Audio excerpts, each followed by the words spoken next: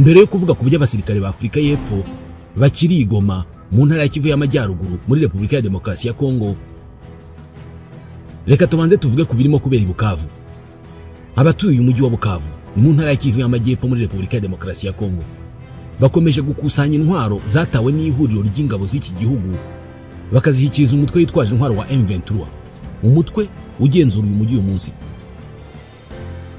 M23 yafashe Bukavu ku itariki ya 16 y'ukwezi kwa kabiri muri uyu mwaka, isanga abasirikare bo mu ihuriro ry'ingabo za leta bahunze, bamwe muri bo bataye muri uyu mujyi intwaro z'ubwoko butandukanye. Ku mbuga nkoranyambaga kandi hakwirakwiriye amashusho agaragaza abana bari mu mihanda itandukanye y'uyu mujyi bafite intwaro. Byamenyekanye ko zimwe muri izi ntwaro bazihawe n'ingabo za leta kugira ngo bazifashe kurwanya M23, izindi barazitoraguye zatawe n'abarwanyi. Kugira ngo intwaro zose zinyanyagiye muri uyu mujyi ziboneke, ku itariki ya 18 y'uku kwezi kwa kabiri abayobozi muri M23 bagiranye inama n'abahagarariye société civile muri Bukavu bemeranya kuzishakisha. Undi mwanzuro wafatiwe muri iyo nama nuko M23 abahagarariye société civile n'abaturage ngo bagomba kwifatanya mu gushakisha bitwaje intwaro bashobora guhungabanya umutekano w'umujyi wa Bukavu bakihishe hirya no hino mu ngo.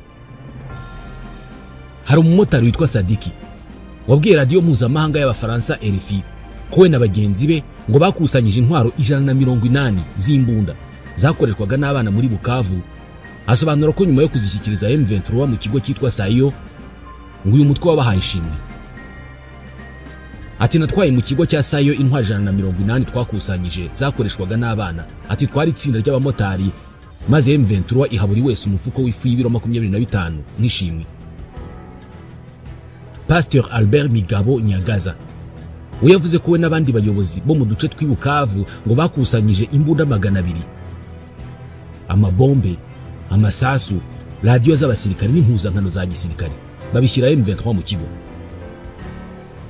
Ntabwo iki gikorwa kirarangira, abayobozi b'isisiro ngo bakomeje gushyikiriza M23 intwaro bagenda batoragura nizo bambura abana bo mu mihanda. Mu gihe ibikorwa byo gushakisha intwaro zihishe mu mujyi wa Bukavu gikomeje, abarwanyi ba M23 abahagarariye société civile n'abaturage bahuriye mu muganda rusange w'isuku mu gitondo cyo kuri itariki ya 20. Abanyekongo n'abanyarwanda bakoresha imipaka ihuza akarere ka Rusizi n'umujyi wa Bukavu bo barishimira ko amasaha yo gufunga umupaka ku ruhande rwa Repubulika ya Demokarasi ya Kongo ngo yongerewe, biva saa 9 z'igicamunsi bishyirwa saa 12.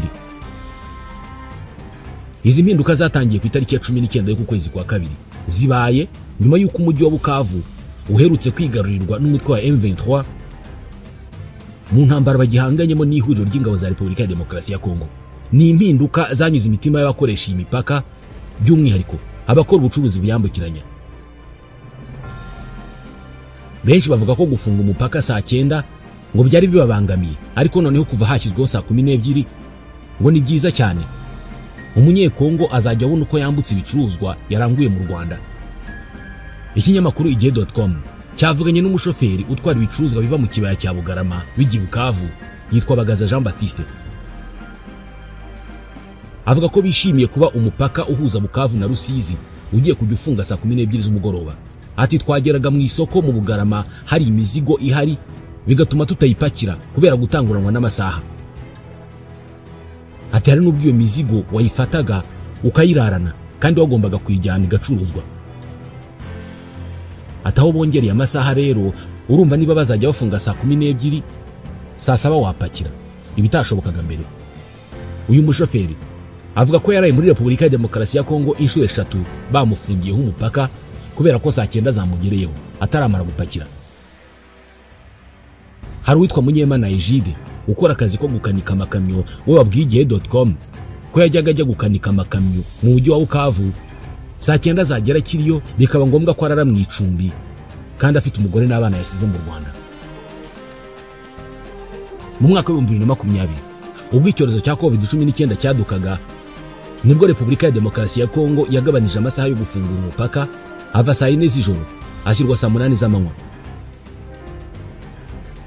Aho icyorezo kirangiriye, iki gihugu cyongereyeho isaha imwe gishyiraho ko imipaka ihuza u Rwanda na Repubulika ya Demokarasi ya Kongo igomba kugifungwa saa 9 z'amanywa ari nako byari bicyubahirizwa kugeza ubu. Mu bice byose uyu mutwe wa M23 ugenzura mu burasirazuba bwa Kongo washyizeho abayobozi bashya, ndetse hatangiza ibikorwa bigamije kugarura ituze, umutekano no gufasha abaturage gukomeza ibikorwa bisanzwe bibateza imbere. Uyu munsi ibi birakorwa muri Bukavu kubera ko ariyo baherukaga kwigarurira, ariko ku itariki ya 27 y'ukwezi kwa mbere izi nyeshyamba zari zafashe umujyi wa Goma, umurwa mukuru w'intara ya Kivu y'Amajyaruguru. Uyu mujyi niwo wabayemo intambara ikomeye kurusha yabereye i Bukavu. Muri iki gice cya Kivu y'Amajyaruguru haracyari ingabo za Afurika y'Epfo zirenga 2,000. Ni ingabo zafashije leta ya Kongo kurwana na M23 kuva mu mwaka wa 2024. Izi ngabo zanagize uruhare mu ntambara yashyamiranyije impande zombi, intambara ikomeye yabereye i Goma mu mpera z'ukwezi kwa mbere. Gusa kuva uyu mujyi wa Goma wafatwa na M23, byemezwa ko izi ngabo za Afurika y'Epfo ngo zigotewe mu bigo bya gisirikare biri i Goma, zigoswe n'ingabo z'umutwe wa M23. Ko hagiye gushira ukwezi izi ngabo za Afurika y'Epfo nta kintu zikora ziri muri ibyo bigo, hakaba harakomeje kuza ibitekerezo by'uko zigomba gutaha. Izi ngabo zibayeho zite? Bizarangira bite? Umuvugizi wa AFC M23 Bwana Lawrence Kanyuka yavuze ko ingabo za Afurika y'Epfo zicumbitse mu birindiro bya MONUSCO mu mujyi wa Goma ngo zakabaye zaratashye kera kubera ko ntacyo zikimara mu burasirazuba bwa Repubulika ya Demokarasi ya Kongo, ndetse ngo igihe ni iki ngo zihave kubera ko biteguye kuzinzira. Ingabo za Afurika y'Epfo zinjiye mu ntambara mu burasirazuba bwa Repubulika ya Demokarasi ya Kongo mu 2023 binyuze mu butumwa bwa SAMI DRC bwashyiriweho gufasha ingabo za FARDC guhangana n'imitwe yitwaje intwaro ikorera mu burasirazuba bw'iki gihugu. Ariko byarangiye izi ngabo zigiye mu ihuriro rya FARDC, FDLR, Wazalendo, abacanshuro b'i Burayi, ingabo z'i Burundi n'abandi. Imirwano ikomeye yabaye mu mpera z'ukwezi kwa mbere muri uyu mwaka yasize M23 ifashe umujyi wa Goma. Abasirikare ba Afurika y'Epfo bapfamo 14, abandi bisanga bazengurutswe n'abarwanyi ba M23 bahungira mu birindiro by'ingabo za Loni zishinzwe kugarura amahoro mu burasirazuba bwa Kongo, MONUSCO. N'ubu niho izi ngabo za Afurika y'Epfo zikiri. Umuvugizi wa AFC M23 Bwana Kanyuka Lawrence yabwiye The New Times ko abasirikare ba Afurika y'Epfo bari mu bigo bya MONUSCO by'Igoma na Sake ngo basabwe gutaha kera, ariko ngo ntibigeze batanga igisubizo. Ati abavandimwe b'Abanyafurika y'Epfo baba mu birindiro bya MONUSCO, ati kandi twabasabye gutaha iwabo. Ati byavuzwe kenshi ko twe twiteguye kubaha inzira bakagenda. Ati ikibuga cy'indege cya Goma cy'ubu ntibyashoboka ko bagikoresha. Ati haracyari ibisasu byinshi bigitezemo. Ati n'inzira y'indege yuzuye ibinogo kubera ibisasu byaharashwe. Abakozi b'amashami ya Loni, abacanshuro n'abandi bahunze bava i Goma bagiye banyura mu Rwanda bakabona kujya mu bindi bice kubera ko ari inzira ishoboka. Kanyuka ati twababwiye ko bashobora kunyura mu Rwanda bagasubira iwabo. Ati twe nta kibazo tubifiteho. Ati twababwiye ko nubwo barimo kuba mu birindiro bya MONUSCO ariko bagomba gusubira iwabo. Abajijwe ikingabo za Afurika y'Epfo zasubije, ati turacyategereje. Ati nta yandi mahitamo bafite uretse kubabwira igihe kigeze bagasubira iwabo.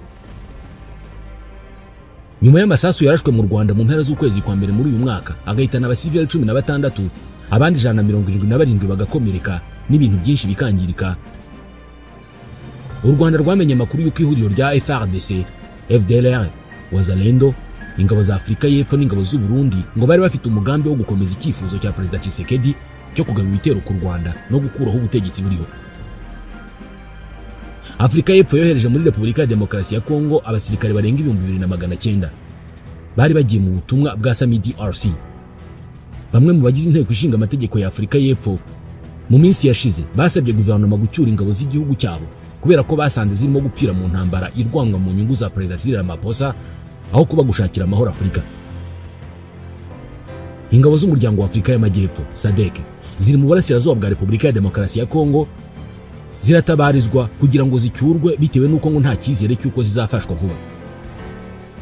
Izi ngabo ziragera mu 2,000 ziri mu kigo cy'ingabo z'umuryango w'abibumbye mu mujyi wa Goma na Sake kuva imijyi yafatwa n'umutwe witwaje intwaro wa M23. biravugwa ko zimeze nk'imfungwa z'intambara kubera ko zigenzurwa na M23.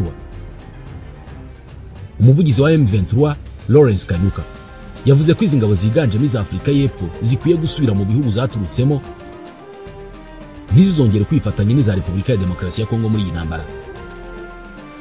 Minisitiri w'ingabo wa Afurika y'Epfo Angie Mocheka aherutse kwemerera ikinyamakuru The African Report ko igihugu cyabo giherutse kohereza ingabo i Lubumbashi mu ntara ya Haut-Katanga kugira ngo zizacyure izizengurutswe na M23 Igoma na Sake.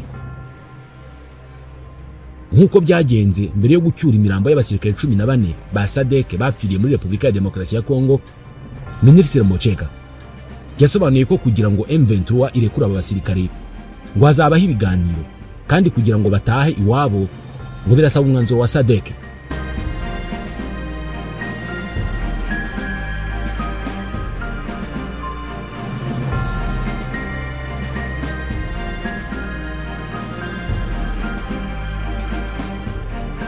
Umwe mu basirikare baganiriye n'ikinyamakuru The Daily Maverick cyo muri Afurika y'Epfo yaragize ati yego turi mu butumwa bwa SADC iriya, ati kandi bwarangira mu gihe SADC yabyanzura,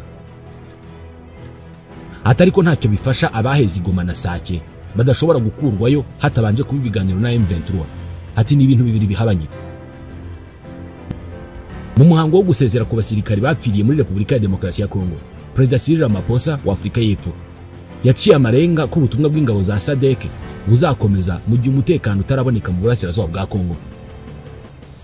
Iki kinyamakuru cyavuze ko nyuma y'aho Ramaphosa atanze ubu butumwa ngo bamwe mu basirikare b'iki gihugu bararakaye cyane, bagaragaza ko uyu mukuru w'igihugu arimo kwirengagiza ubuzima abagizwe imbohe z'intambara barimo kunyuramo.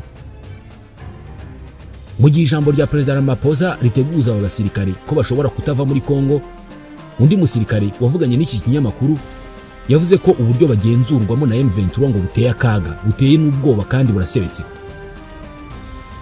Abakuru b'ibihugu byo mu muryango wa Afurika y'Uburasirazuba na Afurika y'Amajyepfo ku itariki ya 8 y'ukwezi kwa kabiri bahuriye muri Tanzania, banzura ko intambara ihagarara, ikibuga cy'indege cya Goma kigafungurwa, leta ya Kongo ikaganira na M23.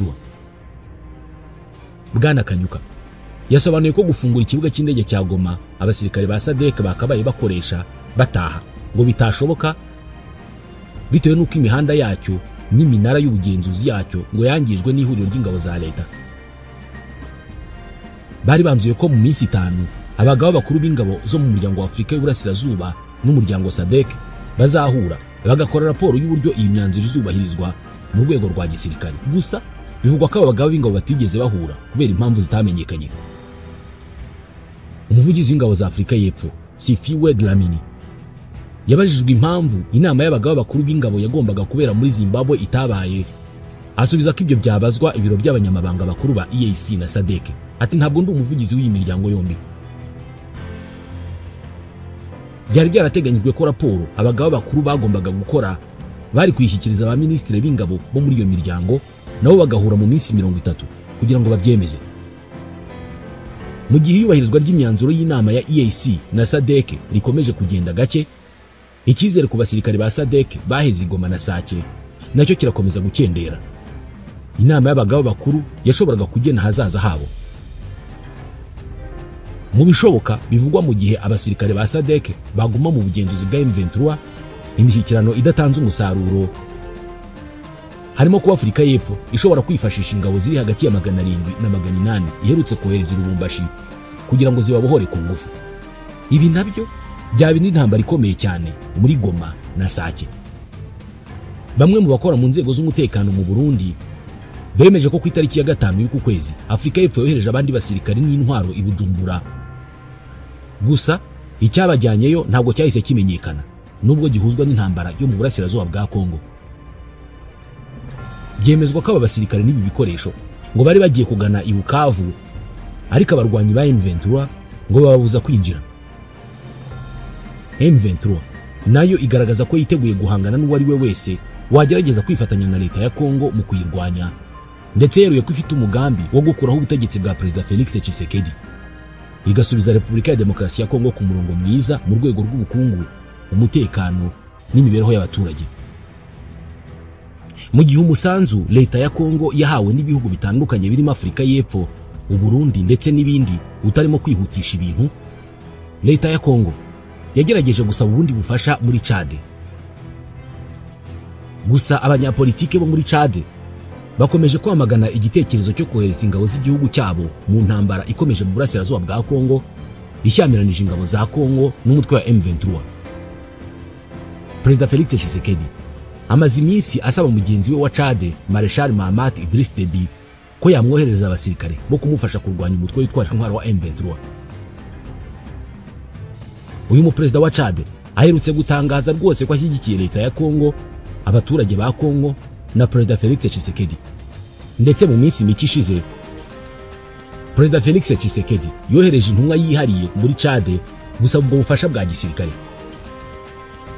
Byanavuzwe ko leta ya Chad irimo kwiga kuri ubwo busabe binyuze mu buryo bw'amategeko kugira ngo yemeze niba yakohereza abo basirikare cyangwa n'ibitabohereza. Gusa abanyapolitike bo muri Chad, by'umwihariko abatavuga rumwe n'ubutegetsi, bakomeje kwamagana kuba igihugu cyabo cyakohereza abasirikare muri Repubulika ya Demokarasi ya Kongo. Hari umudepite uyobora ishyaka ryitwa FPL, Front Populaire pour la Libération. Ni ishyaka ritavuga rumwe n'ubutegetsi bwa Chad, yitwa Takilal Ndolasem. Yavuze ko kuba igihugu cyabo kibanye neza na Repubulika ya Demokarasi ya Kongo bitavuze ko kigomba kohereza abasirikare bo gupfira ishyanga.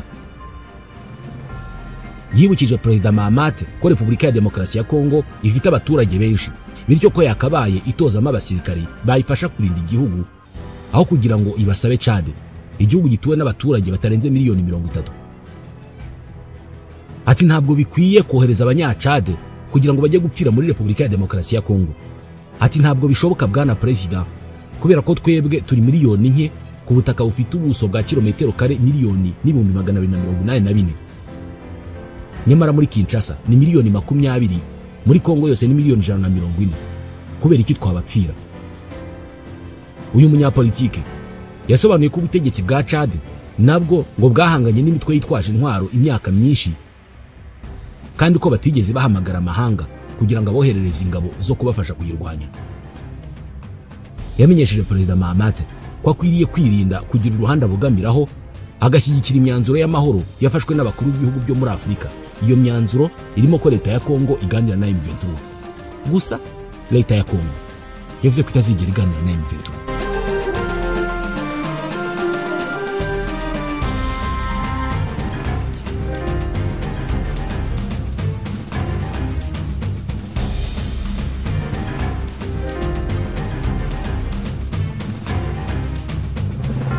Ubu bibaye inshuro ya 4 umurwa mukuru w'intara ya Kivu y'Amajyepfo ari wo Bukavu ufatwa n'abarwanyi batari aba leta ukava mu maboko ya leta ya Kinshasa.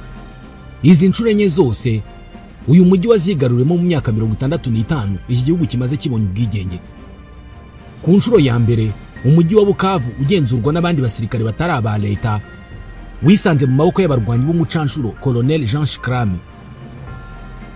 Abanyarwanda benshi bakuze baramuzi, bamuzi nka Shikarame. Uzumva bavuga intambara ya Shikarame. Uyu Jean Shikarame ni umubirigi wamaze imyaka myinshi muri Repubulika ya Demokarasi ya Kongo, akaharwana imyaka myinshi, ndetse n'umwe mu bacanshuro bakomeye barwanye ku butaka bwa Repubulika ya Demokarasi ya Kongo. Ejo bundi ahangaha ubwo umujyi wa Goma wagoga mu maboko y'inyeshyamba za M23, uyu mutwe wacyuye abandi bacanshuro bakomoka mu bihugu byo mu burasirazuba bw'Uburayi, by'umwihariko muri Romania, barwanaga ku ruhande rwa leta ya Kongo. Aba bacanshuro baratsinzwe, bategekwa gushyira ibirwanisho hasi, ndetse bahabwa inzira yo gutaha nk'ingabo zatsinzwe. Banyura mu Rwanda, bambuka umupaka wa Goma, binjira Rubavu berekeza ku kibuga cy'indege Kanombe kugira ngo basubire mu gihugu cyabo. Ibi twarabibonye. Kubona aba bagabo b'uruhu rwera bambuka banyura mu Rwanda bavuye kurwana muri Repubulika ya Demokarasi ya Kongo byatunguye benshi. Ariko bazi neza iby'amateka cyangwa se abakuze bazi neza igikoreshwa ry'abacanshuro muri Repubulika ya Demokarasi ya Kongo. Kuva mu myaka ya za 60 abacanshuro b'abanyamahanga barakoreshejwe muri iki gihugu. Mu gihe cya Moise Chombe na Katanga, mu gihe cya Joseph Désiré Mobutu, abacanshuro bakoze byinshi cyane birimo kurwanya imitwe y'abarwanyaga ubutegetsi bwe igihe kirekire.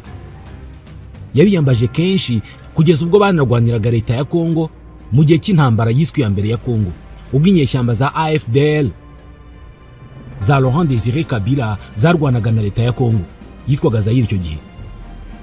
Na nyuma ya Mobutu abacanshuro barakoreshejwe kugera ejo bundi ubwo bamwe muri bo bafatirwaga ku rugamba Igoma.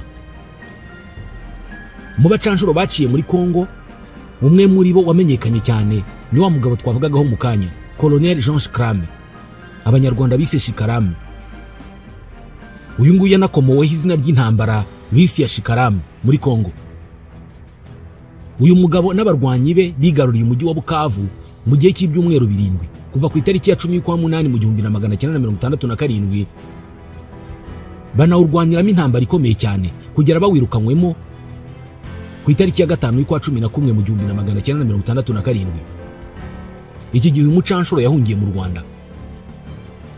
Inshuro ya kabiri uyu mujyi wa Bukavu wigarurirwa n'ingabo zitari za leta hari mu kwa 10 mu 1996 ubwo abarwanyi ba AFDL ba Laurent Désiré Kabila batangizaga ibitero ku ngabo za leta ya Marshal Mobutu, ingabo zitwaga FAZ. Iyi ni intambara yatangiriye hangaha i Bukavu irakomeza yigarurira ibice bitandukanye, maze abarwanyi ba AFDL baragenda bagera Kinshasa birenze ubutegetsi bwa Marshal. Inshuro ya gatatu umujyi wa Bukavu wigarurirwa hari mu mwaka w'1998 ubwo uyu mujyi wigarurirwaga n'abarwanyi ba Rassemblement Congolais pour la Démocratie RCD. Ni mu ntambara ya kabiri ya Kongo mu mwaka w'1998 banayigenzuye kugera mu 2002 ubwo intambara ya kabiri ya Kongo yarangiraga. Inshuro ya kane rero ni kuri iki cyumweru ku itariki ya 16 y'ukwa kabiri mu mwaka w'2025 ubwo umutwe wa M23 wigaruriraga umujyi wa Bukavu nyuma y'iminsi barwanira mu bice biwegereye na nyuma yo gufata umujyi wa Goma. Izi nshuro zose uyu mujyi wa Bukavu wigaruriwe n'inyeshyamba cyangwa se abandi barwanyi ni inshuro zasigaye mu mateka, ariko intambara yavuzwe cyane yabereye i Bukavu niyo twavugagaho y'uyu mucanshuro witwa Shikarame. Ibi byasize umugani ukomeye cyane uvuga ku ntambara ya Shikarame. Iby'iyi ntambara bishingiye kuri uyu mucanshuro w'umurwanyi ukomeye cyane, Umubirigi Jean Shikarame. Yayogoje igihugu cya Repubulika ya Demokarasi ya Kongo mu ntambara zikomeye zo gutanya igihugu cya Kongo mu myaka y'1960. Reka tuvuge inkuru yihariye y'iyi ntambara yabereye i Bukavu muri iyi myaka y'1960. Kugira ngo wumve neza inkuru y'iby'intambara ya Shikarame, reka dusubire inyuma mu gihe muri Kongo mbirigi yo mu myaka y'1950. Ni byiza ko tubanza kuvuga ku mavu n'amavuko y'impamvu yatumye Shikarame w'umubirigi yinjira mu ntambara hano hirya muri Kongo. Ubundi nkubiri z'abanyekongo mu guharanira no kurwanyira ubwigenge zatangiye mu mpera z'imyaka y'1950 ziyobowe na Patrice Emery Lumumba. Ibi benshi barabizi. Ugushakisha ubwigenge kw'abanyekongo byasajya imbaraga no gufatanya kw'abaturage, maze ku itariki ya 30 y'ukwa gatandatu mu 1960 Kongo ihabwa ubwigenge. Abanyekongo bajya mu mihanda ku murwa mukuru Kinshasa barishima cyane babyina intsinzi. Uko abanyekongo barimo biruka basimbuka bishimira ubwigenge, ababirigi barabarebaga bakabihorera kubera ko nubwo bari bazi ko bamaze gutanga ubwo bwigenge, ariko kuvirira Kongo n'imitungo yayo karemano y'amabuye y'agaciro ntabwo byashobokaga. Ntabwo bari bafite gahunda yo kureka diamant, zahabu, uranium, cuivre, coltan n'ibindi. Ababirigi bari babizi neza ko batazapfa kuva muri Kongo. Abakoloni b'Ababirigi bari bafite umugambi ukomeye cyane wo gukomeza kugenzura Kongo batashakaga gutakaza, ariko nanone nago gushyira mu bikorwa uwo mugambi cyari ikintu cyoroshye kubera ko Minisitiri w'Intebe Patrice Lumumba yahise atangiza imigambi yo gutegeka Kongo ikubiyemo guha amabwiriza abazungu kureka abanyekongo bakagenzura ibintu byabo uko babishaka. Abanyekongo benshi babyumvaga kimwe n'umuyobozi wabo Lumumba, ndetse bari biteguye no gukora igishoboka cyose bagasigarana igihugu cyabo. Nibwo rero bamwe muri abo banyekongo ku mugaragaro bakoze byinshi, ndetse bikavuga ko bamwe barengereye batangira guhambiriza abanyamahanga ku ngufu, by'umwihariko Ababirigi. Ababaye abambere mu guhambirizwa n'abazungu birumvikana b'abasirikare. Ibi byateye urugomo rwinshi, maze mu kwirukana abo bazungu bamwe barakubitwa abandi baranicwa. Abaturage b'Ababirigi nabo mu mahane menshi bateye hejuru bati rwose ntabwo tuhava kubera ko aha niho iwacu, ntabwo dusiga imitungo yacu ngo dutahe. hari bamwe bavugaga ukuri kubera ko bari baravukiye muri Kongo nta handi hantu bazi, ariko ku banyekongo bari bamaze kurakara, barakaye cyane, ntabwo bashakaga umuzungu n'umwe muri icyo gihugu. Gusa ariko uretse no kuvukira muri Kongo, hari ababirigi baje cyangwa se bakomoka ku babirigi bigaruriye Kongo bakayikoloniza. Aba baturage b'ababirigi bavugaga batyo kubera ko bari baravukiye muri Kongo badashaka kujya mu Bubiligi. Ariko impamvu iruta izindi yatumaga badashaka gutaha ntabwo ari ugukunda Kongo n'abanyekongo.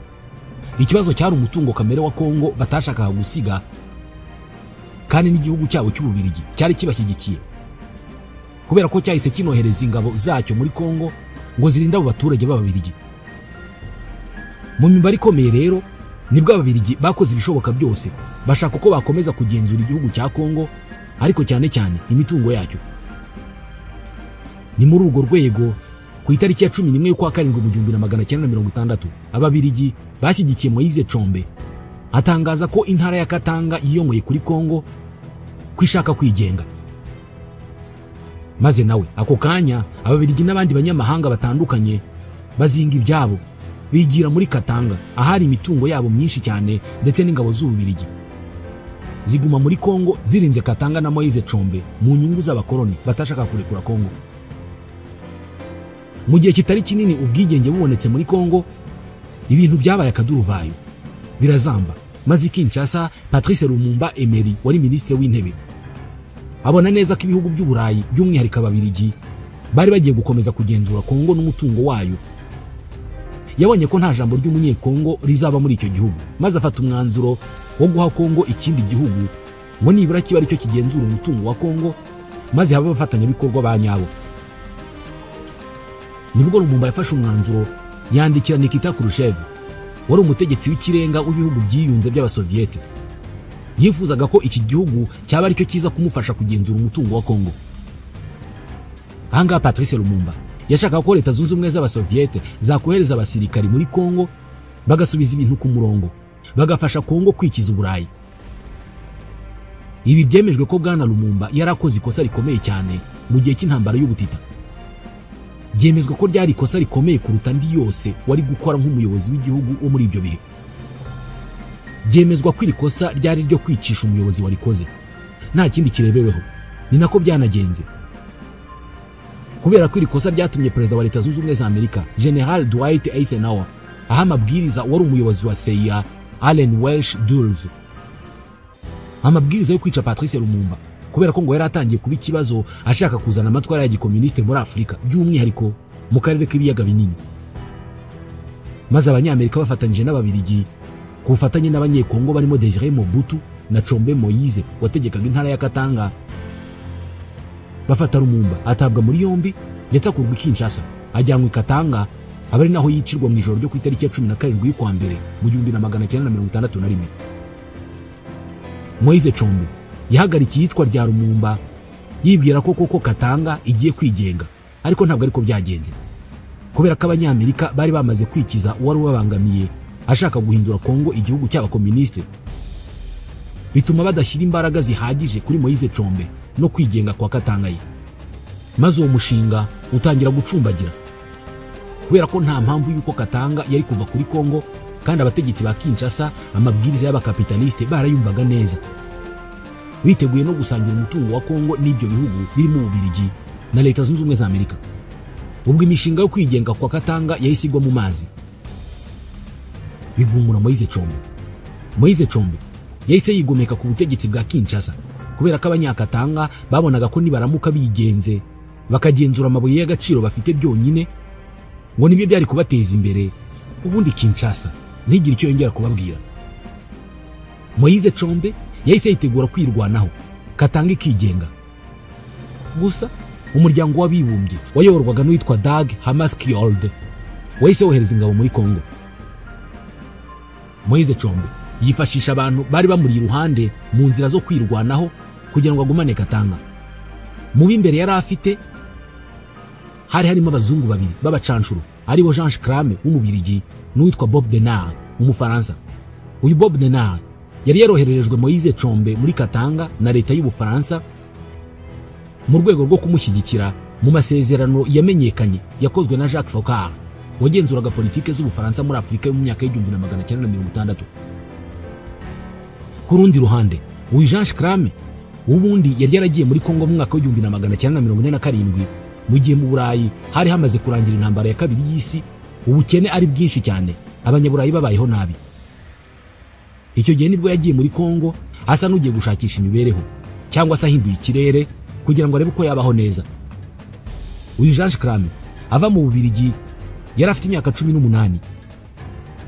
Ageze muri Kongo kimwe n'abandi bazungu bagenzi be, yasanze igihugu ari cyiza cyane kigenzurwa na bene wabo, maze atangira gushakisha, yinjira mu buhinzi bw'ikawa. Ndetse icyo gihe akiri umusore yagiye no mu bijyanye n'imyitozo ya gisirikare, yayikoreye ahitwa Ikamina muri Kongo Mbiligi, ariko nyuma yagiye kwikorera bisanzwe kubera ko ubwo yari umusirikare w'inkeragutabara, reserviste w'ingabo z'Ububiligi muri Kongo, bivuze ko yari kwitabazwa mu gihe bikenewe. Mu mwaka w'1954 Jean Scrame yaguze ubutaka bwo gukoreraho business z'ubuhinzi mu gace kitwa Bafeswende kandi muri province orientale. Aho rero niho yagumye ari umuhinzi usanzwe kugera mu 1961, ubwo izina rya Scrame ryamenyekanaga cyane biturutse ku kuba muri iyo minsi nawe kimwe n'abandi bazungu yarahungiye mu mujyi wa Lubumbashi muri Katanga ya Moise Chombe, ahunga abasirikare b'abanyekongo barimo bahiga abanyamahanga bari mu mitungo yabo. Jean Scrame bakundaga kwita Black Jack ageze muri Katanga yabaye umuntu wa hafi cyane wa Moise Chombe, ahinduka umwe mu bajyanama be mu bya gisirikare, ndetse ahita nahabwa inshingano zo gutoza abasirikare ba Katanga. Icyo gihe Jean Scrame yari afite itsinda rye ry'abarwanyi yari yaratoje abahindura indwanyi zikomeye cyane. Aba barwanyi barimo benshi bari barahoze ari abakozi bamukoreraga mu mirima, ariko yari yarabagize abasirikare. Ndetse ahangaha muri Katanga bwana Moise Chombe yahise anamuha ipeti rya gisirikare amugira koloneli. Colonel Jean Scrame yari umusirikare uzobereye cyane mu bijyanye no kurwana intambara za kinyeshyamba z'udutero shuma, ndetse no guhangana n'igisirikare kinini we yifashishije igisirikare gito. Yari umurwanyi w'amayeri menshi.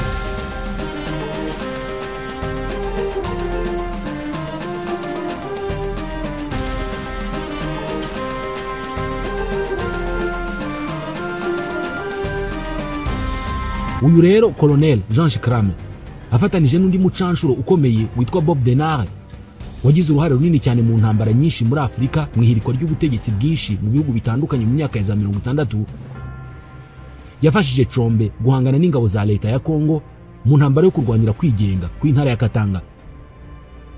Ariko ku bufasha bw'ingabo z'umuryango w'abibumbye aba bagabo baratsinzwe barahunga, maze mu 1963 Jean Scrame n'abarwanyi be bahungira muri Angola. Moise Chombe wahungira muri Zambia, icyo gihe yitwaga Rhodesia ya ruguru, nyuma akomereza muri Espagne. Gusa mu kwa karindwi mu 1964 Moise Chombe yagarutse muri Kongo, none hanahinduka ministre w'intebe nyuma y'ubwumvikane bukomeye hagati ye na Joseph Kasavubu na Mobutu mu bufatanye bwo kurwanya imitwe ya Mulele.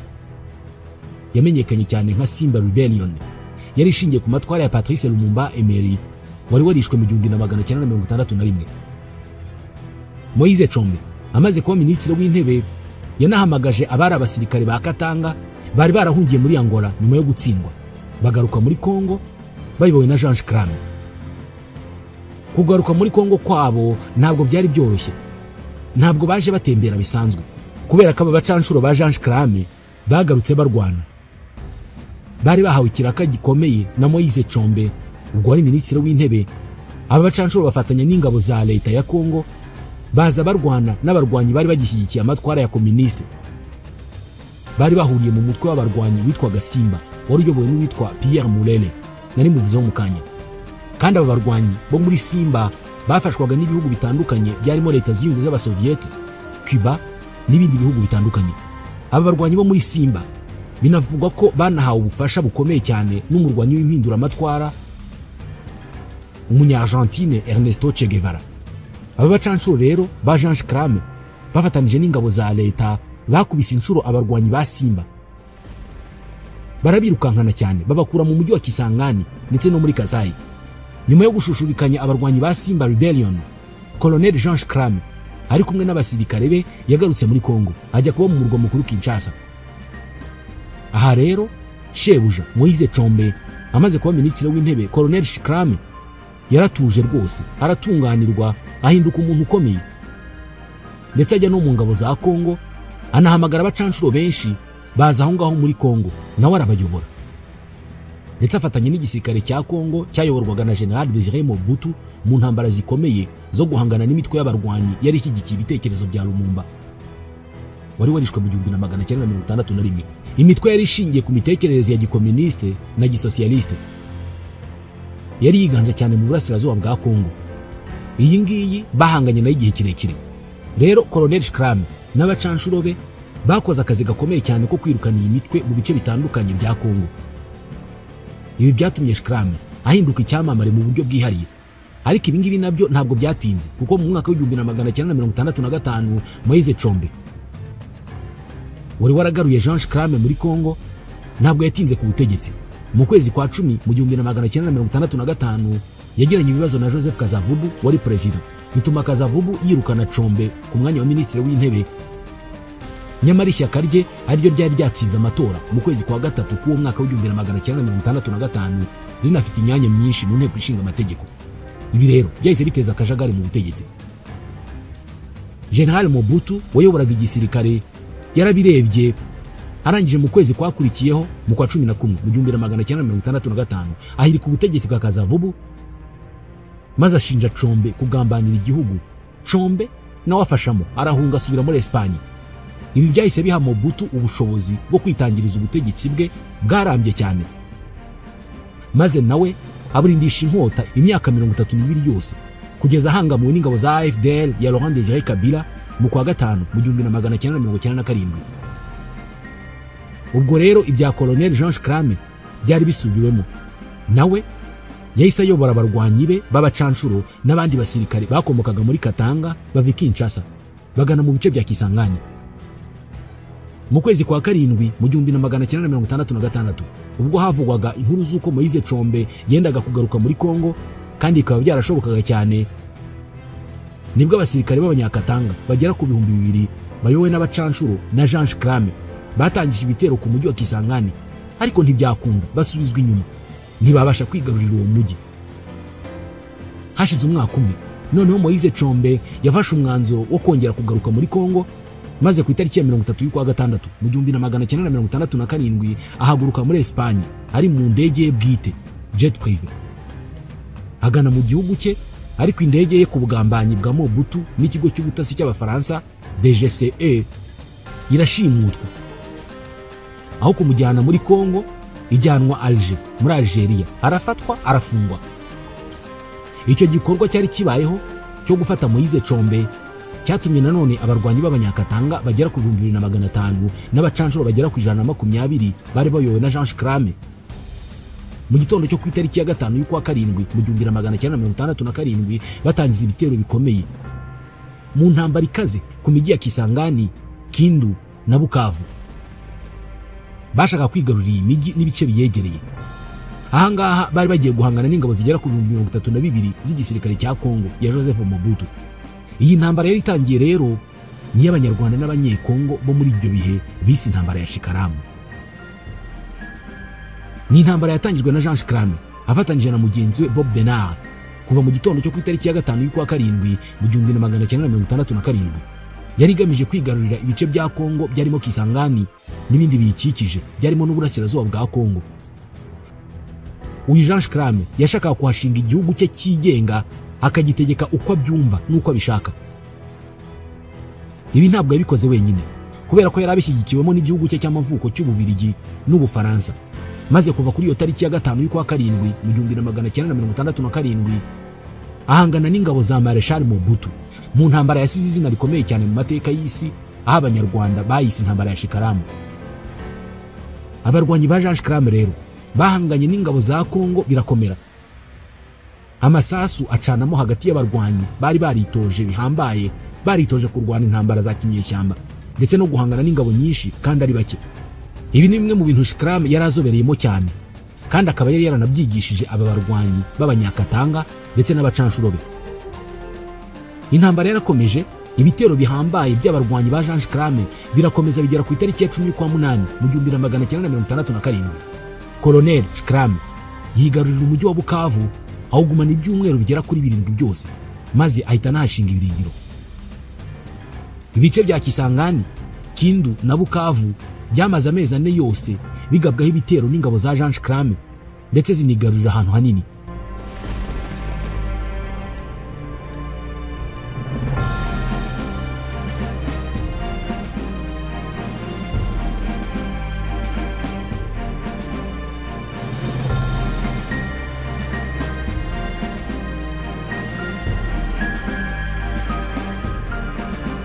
Ku rundi ruhande, Joseph Mobutu nawe yashatse indi nkunga ndetse afashwa n'abanyamerika bamuha indege, nawe ashushubikanya abacanshuro ba Jean Crame abirukana mu bice bya Kisangani na Kindu abagezi Bukavu hafi y'umupaka w'u Rwanda, maze ahanga Jean Crame ahanganira n'ingabo za Marshal mu rugamba rukomeye cyane. Urugamba rwamushyamiranyije n'abasirikare b'abanyekongo kuva ku itariki ya 29 y'ukwa 10 mu 1967 kugera ku ya 5 y'ukwa 11 mu 1967. Icyo gihe nibwo yafashe icyemezo cyo guhungira mu Rwanda amaze gutsindwa. Gusa Bukavu yo kuyivana mu biganza bya Jean Crame byaragoranye cyane, kugera naho Perezida Mobutu wari umaze imyaka 2 ku butegetsi yifashishije umuryango w'ubumwe bwa Afurika OUA, maze birangira biciye mu nzira za diplomasi ndetse n'imbaraga za gisirikare. Jean Crame n'abarwanyi be batsinzwe burundu barahunga. Gusa uku gutsindwa kwa Jean Crame kwanabayemo ukuboko k'umuryango OUA, aho uyu muryango wemereye Jean Crame ko nava muri Kongo ku neza bazamurindira umutekano agahungira mu Rwanda, akarindirwa umutekano kugera yigendeye agasubira iwabo. Ngo nabyanga bazakoranya ingabo z'abanyafrika bose zize gufatanya n'iza Kongo bamwirukane ku ngufu. Nuko rero amaze kubona ingabo z'abanyekongo zimugose, yahisemo kureka kurwana ahungira mu Rwanda, yakirwa n'ubutegetsi bwa Gregoire Kayibanda. Ku itariki ya 5 y'ukwa 11 mu 1967 nibwo Jean Crame n'abarwanyi be bahungiye mu Rwanda bambukiye ku mupaka w'u Rwanda na Kongo, maze bahageze bamburwa intwaro n'ubutegetsi bw'u Rwanda berekezwa aho bahisemo guhungira. Ahangaha abenshi muri bo bagiye muri Zambia, maze nyuma y'amezi 6 Colonel Jean Crame nta n'umwe umukojejeho n'ikiganza afata indege ava mu Rwanda. Yari amazemo igihe yerekeza iwabo mu Bubiligi ari kumwe n'abandi bacanshuro b'Ababiligi barwanya imvundura iruhande rwe. Amaze kugera iwabo mu Bubiligi, Jean Crame yamaze igihe yidegembya, nyuma aza gukurikiranwa n'inkiko ashinjwa kuba hari Umubiligi witwa Maurice Quentin yigeze kwicira muri Kongo. Ibi byatumye akatirwa imyaka 20 y'igifungo mu mwaka w'1986, ariko yahise ahunga ajya gutura mu mujyi wa London Police muri Brazil, aho yanapfiriye ku itariki ya 14 y'ukwa 12 mu 1988 ku myaka 59 y'amavuko. Inkuru ye ishyirwaho akadomo. Iyi niyo nkuru ya Jean Crame. Gusa icyari kigambiriwe n'Ububiligi ndetse n'Ubufaransa kwari ugufata umujyi wa Bukavu ndetse n'ibice biwukikije bakahakora igihugu cy'Ababiligi.